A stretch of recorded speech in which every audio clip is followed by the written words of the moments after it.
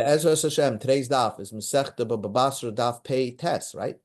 Pei Tes, 89. And we're going to start from Daf Pei Chesam and Beis, a little bit on the bottom. And the Gemara is talking about being honest in business, basically. That's the whole idea. So the Mishnah, the Gemara talks about like this. Rab Levi. First, the Rab Levi said, not relevant to what we're going to be discussing, but it's part of the Gemara from previous. Boyere, come and see. Shaloi kimidas HaKadosh Baruch Hu midas basar v'dam. You see that God is a little bit different than human beings. HaKadosh Baruch Hu is not like a human being. Because if you look at the two parshas, the Chumash, where God cursed the Jewish people. First parsha is Parshas B'chukaisai. And the second parsha is Parshas Kisavai, what we just began. Pei Chesam and Beis. So Rabbi Levi said, come and see that HaKadosh Baruch Hu's curses is different than when Moshe Rabbeinu cursed. Remember, Parshas Kisavai was the curses of Moshe Rabbeinu.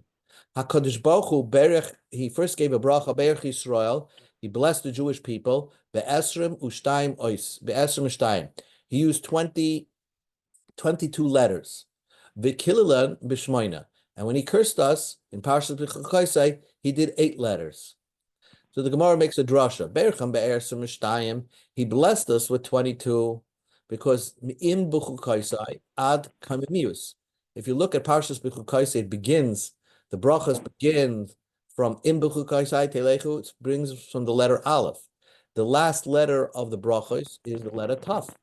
So therefore, aleph to taf. God blessed us 22 letters. The Kililam, when he started the curses in Parshas B'chukaisai, it's B'shmoina, he used 8 letters. Because he started from V'im B'chukaisai Tim Asu, if you're going to repulse my statutes. So it starts from the letter Bav, and the last words in the curses are Ad B'chukaisai Go'ala Nafsham. So the last letter is Mem. So it starts with a Vav, and it ends with a Mem. There are 8 letters in between Vav to Mem. Zayin, Ches, Tes, Yud, Chaf, Lamed, and then Mem. So 8 letters. So it seems to be God is like minimizing the curses and maximizing the brachas. But Moshe Rabbeinu in this week's Parshas Kisavai, Bercham B'shmoina, he blessed us with 8 letters, V'kililam b'esrim mishtayim, and he cursed us with 22. Bercham b'shmoina, he blessed us with 8 letters. We go to the top of the page, the Peitas, because it says, V'hoya in shmoya tishma ba'ad la'avdam.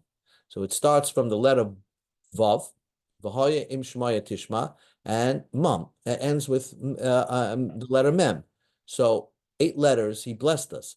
And then he cursed us with 22 letters, because it starts from V'hoya im loy tishma, if you're not going to listen to us. It starts from the letter Vav, and where does it end? It ends with Ad Ve'ein Koina. It ends with the letter Hey. So it makes the full round robin. It starts from Vav till Hey. The whole entire alphabet was used in Moshe Rabbeinu's curses in Parshas Kisavai. I just began that because, since we just read Parshas Kisavai, it's interesting that our Daf Yomi has a reference to the Parsha. Okay, let's go into the next Gemara. Tanarabana. Okay. The Brisa taught. Okay. Now it's going to be like this. It depends. Let's say you're buying nuts, right? Nuts in a cup, right? Somebody's selling you nuts in a cup. So there were 2 type of customs in the city. Some places, when the guy sold you nuts, he sold it to the top, but never heaped it, right? Never heaped it. And some places, when they sold you the nuts, they also heaped it. They made it higher. So the question is, Tanrabanam, Menayin, how do I know she'ein moichakan b'makom shegaitchen? If the custom of the place is to heap when you buy something, the seller is not allowed to make it flat. In other words, non-heap it. Even if the purchaser says, "Oh, it's okay, you don't have to heap it," he's not allowed to do that. Now, you would think if the purchaser said it's okay, the buyer said it's okay, why shouldn't the seller be allowed to flatten it out and non-heap it. We'll see. The opposite holds true. If the minhag of the place is to non-heap it, to fill it up just to the top, not to over pile it on, you're not allowed to pile it on. Even if the seller says it's okay, I'll pile it on. You have to follow the custom of the place. The reason is because people learn from you. And really, if people are not going to do the custom of the place because they see that you didn't do it, and they're not going to realize that you had a private arrangement with the buyer, or the seller had a private arrangement with the purchaser, that they'll forgive each other. People don't see that. And therefore, when you're transacting business, you have to be aware that people are watching you and they're going to learn from you. And that's what the pasuk says. Talmud Loimer, the pasuk says, Eifa Shlema. When you're dealing with business, you have to have complete weights. You have to do everything 100%. That's perfect. It's perfect. It's in the custom of the community. And furthermore,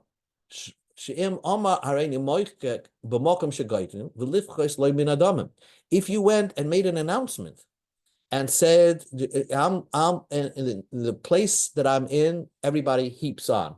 But what you're going to do is flatten it out.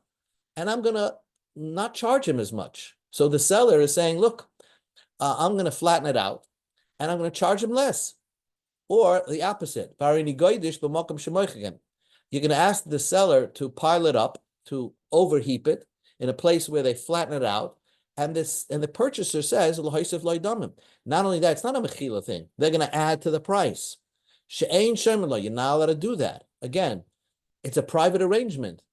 But since the minhag hamakom is not to do such a thing, people are going to learn from you. And here the pasuk says, Talmud Loimer, Eifa Shlema v'tzedek yelach, that you have to be totally correct.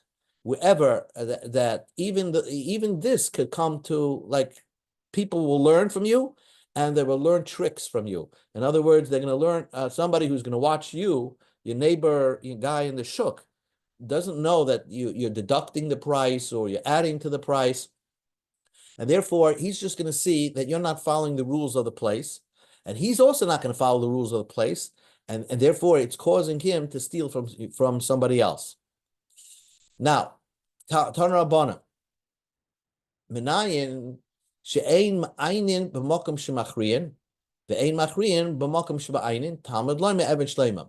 There was a custom in certain places that you measure on the scale exact whatever it says on the scale. That's what you give him. Some people, the custom was to give a little bit more. You bend the scale in favor of the purchaser. Okay, so menayin, how do I know she'ein ma'aynin? You're not supposed to give exact, have the scale equal, perfect. B'mokum shemachriyim, in a place where the custom is to bend it and give more to the purchaser. Ve'ein machriyin, and you don't do the opposite. You don't bend it to give more to the purchaser. B'mokum shema'aynin, in a place where everybody gives exactly, they balance out the scale to perfection. Talmud Loimer even shleima. You have to do even shleima. Again, you have to have a stone that's complete. You would think that the pasuk is telling you have to be honest. It's not enough that you have to be honest. You have to be so honest that when people watch you transact business, they won't learn something wrong.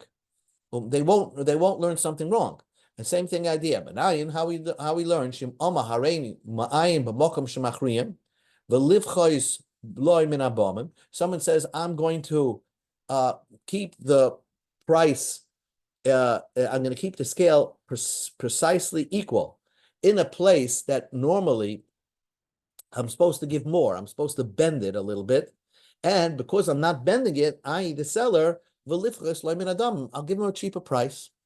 Or if it's a place where everybody gives the scale, you give exactly what the scale balanced out to. And the seller says, I'm going to give you more, but you have to give me a little bit more money. How do you know you're not allowed to do that? You basically, again, the same idea. You're making a private deal with the purchaser, in order to do different what the custom of the place is. She'ain shemeli, you're not allowed to listen to that person. Talmud Bavli, the pasuk says, same idea. Amen shlema, you have to be complete, but tzedek and do things right. You have to be in the custom of the business place that you're in, and you have to follow that because people who watch you are going to learn to do the wrong thing without knowing that you had a private deal. Now the Gemara says a beautiful, beautiful thing. What's the reward for somebody who's super honest in business? What's the reward? Amar Rav Yehuda Misura. So Rav Yehuda from Surah said, "Lo yeh lecha beveisecha." You're not going to have money in your house. You're not going to be successful.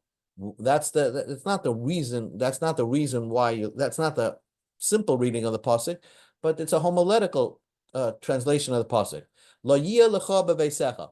You're not allowed to. It won't be. You won't have money in your house. Why? Ma'atam. What's the reason? Mishum eifa ve'eifa. Because when you have different types of weights, measures. You're buying with the larger measure and you're selling with the smaller measure. You have a larger measure that says a pound, but really it's a pound and a tenth. And you have a smaller measure that says a pound, and when you're selling, it's really only an eighth of a pound, 80% of the pound. So basically, you're cheating people.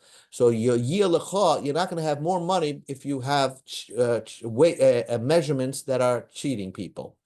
The Torah tells us it shouldn't be into your pocket. Again, with darshaning, you're not going to have money in your pocket.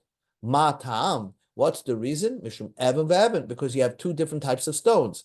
Certain stones you use to sell with, certain stones you use to buy with, to put on the scale.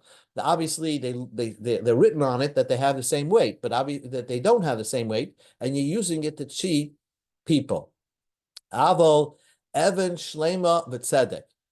But if you have a complete stone, like a complete stone means a perfect stone that you're using as a weight, v'tzedek, and it has the right weight on the stone, it's honest, yiyalach, then you will have money. Because the Gemara says in Masechta Nida, what a person who wants to be wealthy, what's the way to be wealthy? The best way to be wealthy is to transact your business with amuna, with faith, and that's the secret here. If you have a complete measure that's complete and correct, yelach, you will have money. Tanarabana, the rabbis taught, it shouldn't happen. Malamed, this is a teaching of Bezdin. Shemagmidim, just like they would have, like you have the Vada Rabbanon of the 5 towns for checking the kashrus. The Chazal said that we should have like a Vada Rabbanon that checks the weights of the scales. Shemamidim argodomim lamidas. Argodom, I don't know what that word is, but you set up argodomim is somebody who has the authority to punish because he can check the weights. Ve'ein mamidin argodomim l'sha'arim. But we don't put up a police force, a Vada Rabbanan, so to speak, to check if people are selling for the fair price. Prices we don't have a police force, because look, if somebody wants to sell on a very high price, so that person that needs money will give a cheap price, and somebody, there's going to be another seller that needs the money, he's going to offer it for less of a price, and the buyers are going to go him, and the economy is going to work itself out with the prices. We don't have to get involved when it comes to prices. The only thing the Jewish police force should get involved is to check the scales of the sellers. Says the Gemara, the Bein Nesiya Oikima Agadamim Bein Lamidus Bein Lasha'arim. The Bein Nesiya, I guess in the Nasi's neighborhood, they would set Agadamim, police force, to check the weights, and for the prices. They made sure that everybody's charging a fair price. Amalei Shmuel Lakarna, Shmuel told Karna, Hoik Teneluhu, go teach the Bein Nesiya Mamidem Agdama Lamidis, Be'ein Mamidin Agdama Lasharm. They're doing wrong. that you only put a police force, a vada rabbanon, to check the weights, but you don't put a vada rabbanon to check the prices. So Karna did not follow through what Shmuel said. Nafik Darishlu, he made a speech. Mamidim, we do set up a police force. Bein lamidas, agdam and bein lamid, bein l'sha'arim. You do for both. Now, so he defied Shmuel's request that to give speeches that the Beit Nasiya is doing wrong, because he made the speech that you do put police force to check the prices. Amalei, so Shmuel was so upset at Karna, he says, Ma Shemach, what is your name? So the man answered, Karna, my name is Karna. Karna, sounds like horn. So Shmuel said, Tepik like Karna be'einei, let a horn come out of your eyes. In other words, you should get some sort of cataracts or something like that. And that's what happened. You don't start up. Nafka le Karna be'einei, and a horn came between his eyes, means he had blurred vision. So the question is, why did Karma defy Shmuel? Shmuel said that we have a brisa, and we said this brisa says that you put up a gadamim, a police force, only for the weights, to check the weights, but not for the prices. The EU command Sava. Who did he hold like? And says the Gemara, Karna held like another story. Ki ha, the Amar Rami Bar Chama, Amar Yitzchak, Marmidin, Agadamin, Bein Lamidas, Bein Lasharim, Ne Haramoyim. You actually do put a police force to check out not only that the weights are correct by the in the markets, but also that they're selling for the right price. Because some people, will hold back and not sell the items to wait till there's a supply shortage, because everybody else sold their items, and then they'll open their supplies and sell it for a very, very expensive price. They'll rake the consumer. So therefore, to prevent those people, you do have to have some police force to check the prices so that's it. You have basically you just learned you have to have a vada rabbanon for kashrus, but also a vada rabbanon for weights. And I wish also a vada rabbanon to check that everybody's charging a freer price. Tana rabbanon. The rabbis taught, litra, litra. If a person is requesting a liter, let's say a measurement, so then you weigh out a measurement. Chatzi litra. If he's asking for a half a liter, chatzi litra, then you give him a half a liter.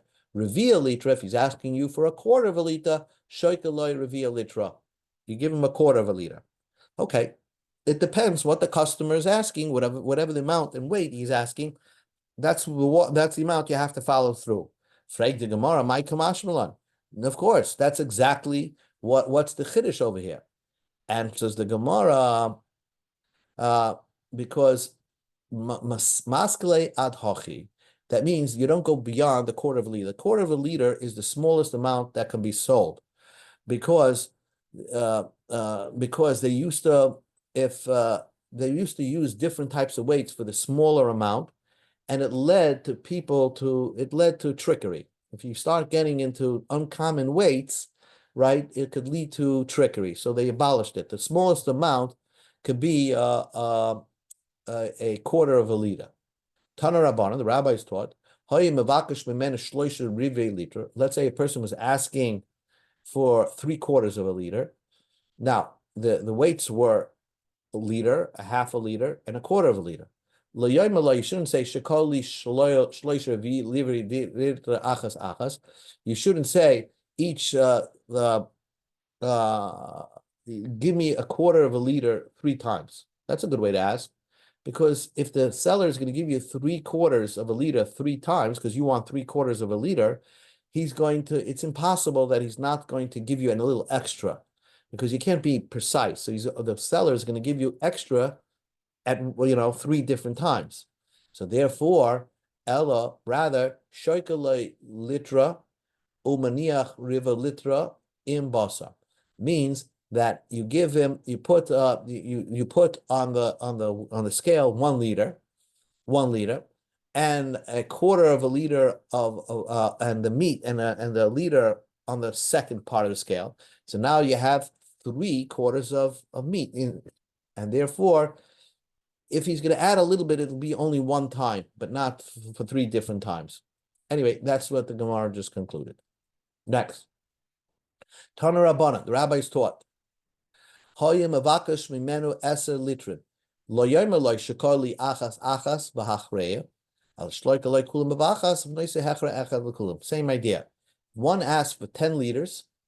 You don't weigh out 1 liter at a time, because again, the general custom of the seller was, oh, a liter, I'm going to give you a drop more. But if you have to do this 10 times, so then the seller is being forced into giving extra food, extra produce 10 times extra, because he's giving you 10 liters, and for each liter, he's giving you a little bit more than a liter. So it's, in your favor. So rather than asking him to put it out in 10 different weights, he should weigh 10 liters in one shot, and then add a little bit more when you're adding all these 10 liters, so then he'll add a little bit more on that one-time weight. Again, we just don't want the seller to be pushed into giving too much more than he's required to do so. Tana Rabbanan. Nefesh, now you got to look at a scale. A scale was like this, right? Here, this is how a scale looked. You can just get to know the language over here in the picture. You have the nefesh, and then you have that's the lashon, and then you have the kana, that's the bar, the cross beam, and then the strings that hold up the bowl. Okay, so the Gemara says, we're going to say like this: how to make a proper scale. So the nefesh of the scale, the thing hanging from the middle, that has to be 3 tvachim. And then the sides also have to be something. The Gemara is going to say right now. Tana Rabbanan. Depends on what you weigh. Nefesh miznayim tluya ba'avir. The one that's the thing that's hanging in the air. Your airspace is gimel tvachim. That has to be 3 tvachim. Ugvayim in ha'aretz shleisha tvachim, and it has to be higher from the ground 3 tvachim. The kana umisna shalosh shnei masa tvachim, and this kana umisna, which I showed you what it is. This is the kana, this is the kana, the crossbar, umisna, and the strings holding up the bowl. That has to be 12 tvachim.